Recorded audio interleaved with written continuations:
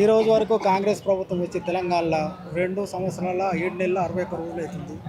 అదేవిధంగా 961 రోజులు అవుతుంది. ఈ రోజు వరకు మాకు ఇచ్చిన ఎన్నికల ముందు ఇచ్చిన హామీ ప్రకారం చేవెళ్ళ డిక్లరేషన్ని ప్రభుత్వం వచ్చిన 6 నెలల్లో ఇంప్లిమెంట్ చేస్తామని చెప్పారు. దాదాపుగా 2.5 సంవత్సరాలు దాటుతున్నా ఇంకా 2.5 సంవత్సరాలు ప్రభుత్వం అధికారంలో ఉంటుంది. మేము కోరేది ఏంటంటే 12 హామీలు, అవి మీరిచ్చిన హామీలు, మేము అడిగిన హామీలు.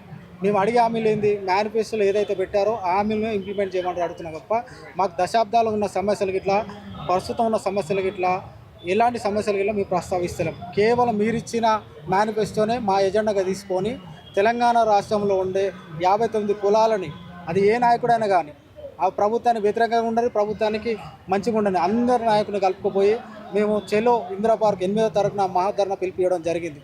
కారణం ఏంటంటే మేము సంఘాలుగా పోయి విభజించి మా హక్కుల గురించి అడిగినప్పుడు ఇలా కనీసం ఇలా మంత్రులు కానీ ఎమ్మెల్యేలు కానీ మా ప్రాతినిధ్యం ఉన్న శాసనసభ్యులకి ఇలా స్పందన కరువు అయిపోయింది.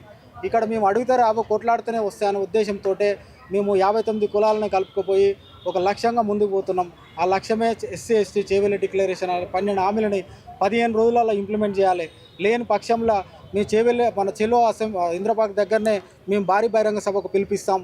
అంత దూరం తెచ్చుకోవద్దని ప్రభుత్వ పెద్దలకు విన్నపించుకుంటున్నాం. రేవంత్ రెడ్డి గారు ఎప్పుడు చూడు సందర్భం వచ్చినప్పుడల్లా గద్దర్ అన్న గురించి మాట్లాడతాడు, అందర్శి అన్న గురించి మాట్లాడతారు తప్ప తెలంగాణ రాష్ట్రంలో ఉన్న మా 64 లక్షల ప్రజల గురించి ఎందుకు మాట్లాడరు? ఎస్సీలో ఉన్న 32 లక్షల మంది ప్రజల గురించి ఎందుకు మాట్లాడరు? మేమంతా ఓట్లు వేసిన వాళ్ళు కాదా? మేమందరూ ప్రభుత్వాన్ని, కాంగ్రెస్ ప్రభుత్వం మద్దతు ఉన్న వాళ్ళం కాదా?